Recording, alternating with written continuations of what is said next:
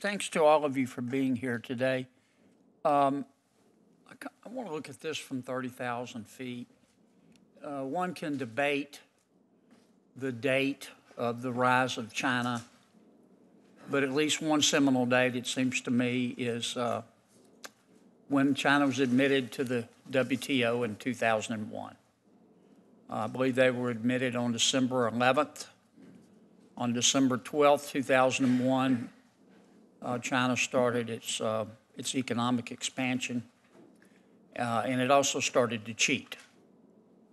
And we were told, as it became more and more apparent, that our friends in China, or at least the political leadership, were not playing by the rules. Well, be patient. Eventually, China will develop a market economy. They will come to value property rights.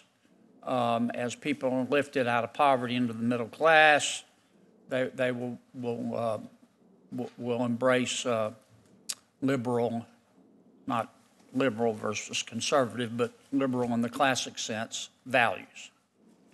And we were naive. I'm happy people have been lifted out of poverty into the middle class in China. I think they've made the world richer. I don't want to hurt China, but I don't want China to hurt us either. Now, what are we going to do about this? I mean, we were naive. We tolerated it for a long time. How are you going to put this genie back in the bottle, gentlemen? Well, I think what we're trying to do, and I think along the lines that you suggest, is, certainly from the Justice Department perspective, is go after the malign activity. Obviously, we don't want to do anything that is going to interfere with their legitimate economic development and the betterment of the lives of the Chinese people. But we have to address the malign economic aggression that we've been seeing and that we continue to see. And I think what you're seeing in the China Initiative and in this hearing, in the work that we've been doing, is the culmination of many years of people running out of patience and realizing that this problem is not going to fix itself. So each of us, I think, using our own authorities and, of course, other government partners as well, Treasury, Commerce, et cetera, need to take coordinated efforts to confront I agree these behaviors. I'm sorry to interrupt. Yeah, no, please. I apologize. I agree with you. At some point, patience ceases to be a virtue. But let's talk about something specific. What's the Confucius Institute? Go ahead. It's an institute meant for a language and cultural exchange, and the Chinese government funds them, and from what I understand, they're on 150 of our university campuses here in the U.S. The Chinese government comes to American universities and gives them gobs of money, right, to open a Confucius Institute. Yeah, they fund the institute. Yes. Right. Yeah. In Louisiana, I think we have or had one at Tulane and one at Xavier. Have those Confucius Institutes been used as propaganda arms of the Communist Party of China? Yes, I guess I'd put it this way.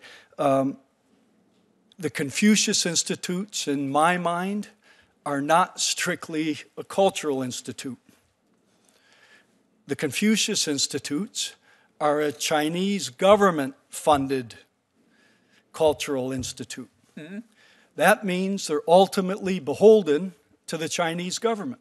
And there have been instances around the world in which those institutes have, quashed free speech, in particular in regards to issues involving Tibet. In other words, if you talk about what we don't want you to talk about, we're going to take away the money. And the universities say, okay, we'd rather have the money rather than free speech. Again, there have been instances where those institutes appear to have quashed free speech, yes.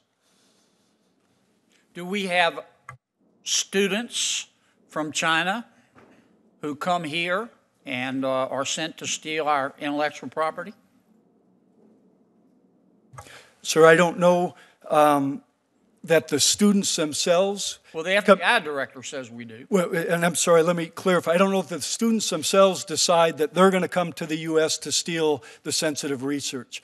What I've seen is that the Chinese government, in particular intelligence or security services, will lean on those students, and in effect say, if you want your tuition paid, if you want to continue the opportunity that we're affording you to continue your education at a higher education institution in the U.S., well, then you better not come home empty-handed. Senator Sapp.